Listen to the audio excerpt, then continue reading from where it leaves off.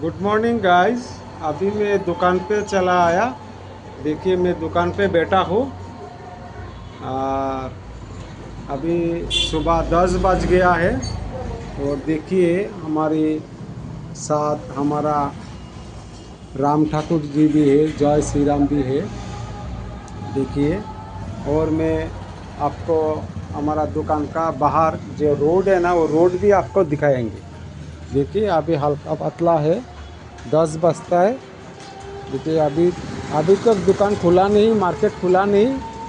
थोड़ी देर बाद बहुत गैदरिंग हो जाएगा। अभी मार्केट खुला नहीं है। वो देखिए थोड़ा थोड़ा दुकानपाट खुल रहा है, 10 बजता है। अभी गैदरिंग भी ज़्यादा हो जाएगा धीरे धीरे। ये मेरा दुकान है, देख सकते हैं आप। ये मेरा दुकान है। Okay okay.